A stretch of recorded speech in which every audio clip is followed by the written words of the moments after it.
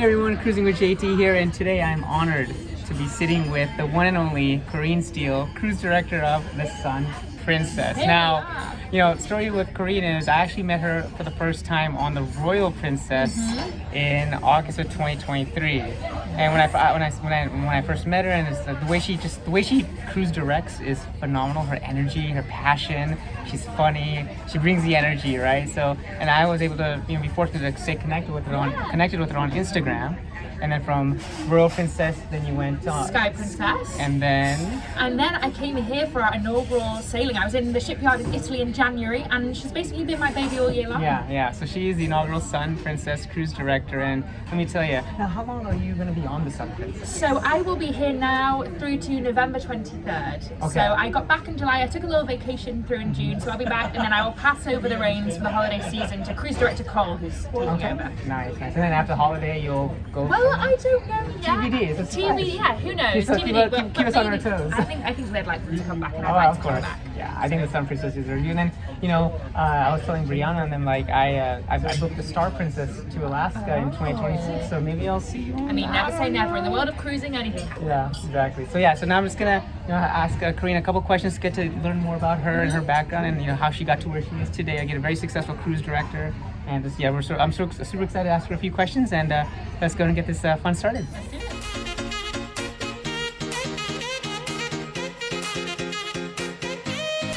We're gonna get started, and we have a beautiful view here on the Sun Princess. And now my first question for you, Corinne, is because everyone wants to know, is how did you get started as a cruise director, and how long have you been in this role?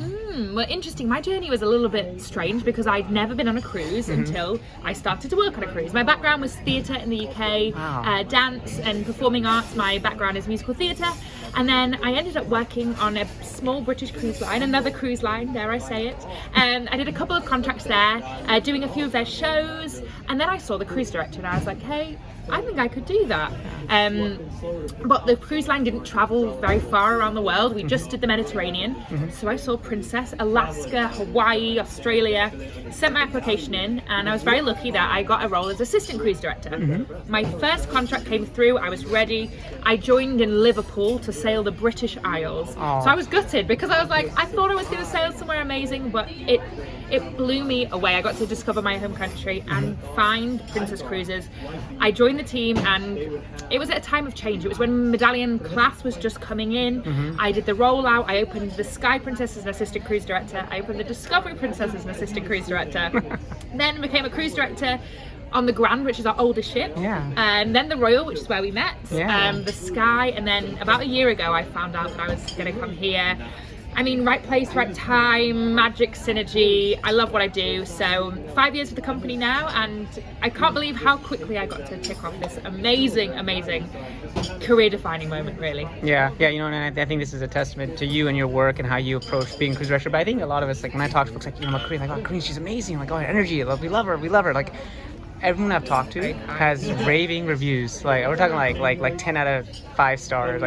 You're really good at what you do. It's that thing of when you love what you do, it doesn't feel like work. And here's the thing, right? Princess Cruises, across the whole fleet, there's amazing cruise directors on all the ships, right? My colleagues are amazing. Yeah, I got to know Duval on Discovery, right? He's amazing as well. He trained me. Duval was my cruise director. Yeah. So I think there's also this sense of passing on those things. Yeah.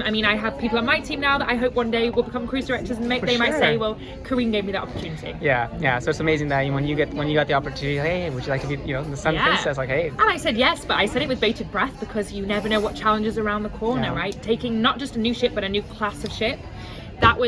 I had to get my big girl pants on for that. But you've taken the challenges head on, and here you are, 7 months into into her overall journey. Because I know we just got to the U.S. now, right? But Europe for 6-7 months. We did the naming ceremony. We debuted her in the UK in Southampton. Yeah. Did our first transatlantic. A little bit disturbed by Hurricane Milton, but we're all good. And then here we are. Yeah, that's awesome. Well, thank you so much for sharing that. Now, I know you touched a little bit on your previous answer, but what made you decide to become a cruise director as your career? Because you say your background is around theater and all that, so it's just the passion just led you to what's next, right? It was stage. I loved being on stage. I think I was probably a little bit, extroverted as a child, and I always wanted to be around people and make people laugh. That was my thing. I speak a lot about laughter, and I love it. And I really got that on stage, but when I worked on ships, I kind of got this human connection and got to connect with people, and all of a sudden I was like, that's it. You get a little bit of people time, you get a little bit of stage time, and you get a team as well. I never wanted to just be me. I wanted to be part of the team. Yeah, that totally makes sense. Awesome. Now, here's a tough question. What's been your favorite Princess cruise ship and why? Oh, you can't ask me that. No pressure. Okay. Can I have 3? Hey. Probably not. I probably can't have 3. You can rank them if you want, but, yeah, I'm sure they're all wonderful, right? But there's one that, your experience on it's like, I'm gonna give you like a 3, 2, and a 1. Gotcha. So in 3rd place, I'm probably going to say the Sky Princess. Okay. Because I'd never done a new build before, I'd never experienced it, and I was fairly new to the company when I went to Sky. So it was a little bit like I just want to prove myself. I want to please everybody. This new exciting ship, and I made some great friends. And then I got to return as cruise director like 3 years later. So it felt like a full circle moment of. Yeah. And it was a British season as well, so all British guests sailing out of Southampton. Yeah. So Sky Princess there. Then 2nd would probably be Grand Princess. Okay. Our Nice. oldest ship. Okay. But the first ship where I could officially say I was cruise director. Okay. It was that moment of being like, the first time I ever went out and said like, hi, I'm Karine, I'm your cruise director. Yeah. And I was in Alaska. I'd never been to Alaska before, so that was a big thing. And then number 1, I've got to do it. I've got to say my baby, Sun Princess, right? Yeah, I don't think you can take out a ship as a cruise director and not feel connected in some way, because this is our home. We live, we work, we socialize. Yeah. Particularly after this year of so many, things that we've put together, created, overcome. It's got to be Sun Princess. Yeah, that's awesome. Well, thank you for sharing that. I know it's not an easy question, right? So, and now, which ship have you been a cruise director the longest? And I know it's not the Sun Princess. It's right? not. It would probably be the Royal Princess, where we met. Right. Yes. And how long were you cruise director on that? I did 2 back-to-back contracts there. So I was there on, I think it was the end of 2022. So around September 2022, I did California coastal cruising over to Hawaii, Mexican Riviera, and then I went back and did the whole Alaska season. So basically, I think I did like 11 months on the Royal Princess. Nice. Yeah, it's a beautiful ship. So, and what's the longest amount of time you've been away from home? Was it during those contracts, or has it been another? I actually did a contract, my first ever contract at sea for my my old company. Yeah. We didn't really do kind of like 3 months on, 3 months off, or 6 months on, 6 months off. They had an idea that they wanted the whole team to do it together, so I did 10 months straight. Oh wow. But also I was excited, and I didn't realize that you could take a break. So I did it, and I think that proved to me that I had my first Christmas away from home, my first New Year's, my first birthday. But I think it made me be like, oh, anything's possible. Yeah. If you can do 10 months away from home, you can do anything. Yeah, well, because I'm sure. I mean, it gets something you had to get used to, right? Because you had to get into the new environment, you settle in, you might get home, you miss home a little bit, but then once you get into the groove and do what you do, that's awesome. I'm right? terrible. My family would say I'm not very good at calling home. Yeah. That's okay. What is the most challenging part of being a cruise director? Ooh, I think I know for me, I have the desire to be everywhere all the time. My biggest fear is that people don't see me, or they don't get to have that one-to-one interaction with me, because not everybody comes to the shows every night or comes to the game shows. So I think my challenge is scheduling my time and sleeping to be able to connect with as many people as possible. Okay. Yeah, sometimes I have a little guilt if I take an afternoon nap or something, but I think that's cruise directors across the board, because there's work that goes on and things that need to be done. Emails, I mean, we still do emails and Excel and Microsoft Teams. That's still part of my day. But truly, being a guest is my favorite part. So making sure I spend enough time on the floor, but also remember to sleep. That's And I guess on the flip side, like the most rewarding part of being cruise director, I think it's kind of self-explanatory, right? Exactly that. It's these connections that you make, and sometimes I will speak to somebody who cruised with me 2 years ago, and they said, on that cruise, it was the first time my grandchildren ever, experienced Alaska, or it's the first time somebody ever sung karaoke. They're super shy, and so you get to be in those first moments, or see, engagements, weddings. I know when I look back at my family, I remember the times that we were on vacation. So I think that I get to be a part of so many people's core memories. That's a really cool thing. Yeah, that's amazing. Just a few more questions. Now, this is an interesting question. Do you ever cruise for your own holiday or vacation, or do you stick to like land vacations? I have never taken a cruise. I'd never taken a cruise as a guest before. Before I worked at sea, I also live in like a fairly central part of the UK, so I didn't live near a cruise port or anything like that. The first time I ever saw a ship, I went on holiday to Puerto Vallarta. Okay, Mexico. I was about 16. Nice, okay. So I knew that I was going to go to drama school, and my dad said to me, he's like, one day you could work on one of those ships. It was a carnival ship. And I was like, well, who knows? And then like 5 years later, I was in Puerto Vallarta on a ship, but I think I would like to cruise. I'm not sure I could cruise Princess without wanting to work, right? Wanting to go to work. Well, people think I was working. Yeah. You know, because everyone knows you. Yeah, so maybe I will in the future.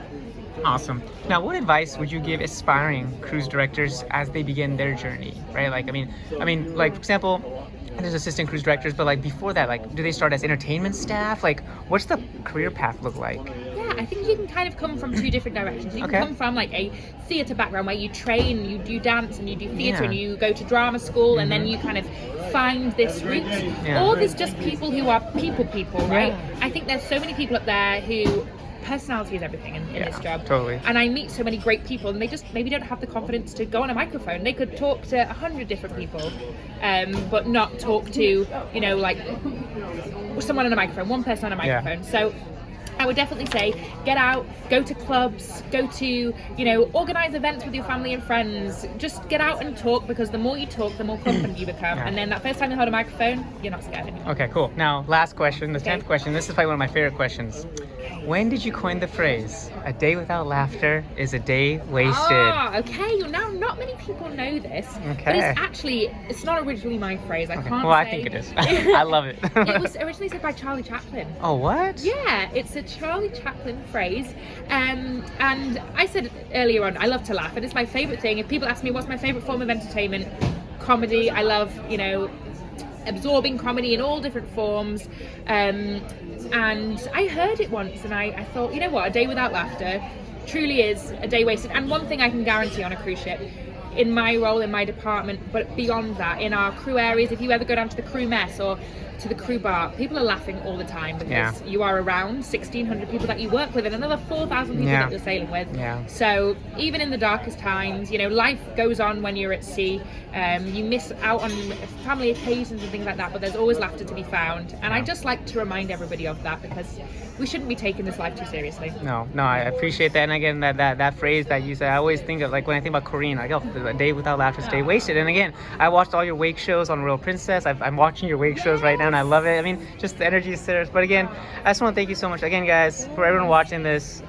Come on, the Sun Princess. I really hope that Korea's, you know, not on holiday at the time, but she is the best cruise director, at least in my experience I've ever had. She is amazing. She's sweet. She stays connected, and she's a true people person. And again, be sure to follow her at Korean Cruise Director on Instagram. Yeah, Cruise Director Korean. Send me a DM, tag me in some she's stuff. Awesome. We'll connect and you can on board. And then check out her story. So she's awesome. So, but thanks again, Korean. Thanks so much. See you soon. And a special shout out to all my Patreon and YouTube members. Thank you so much for your additional support.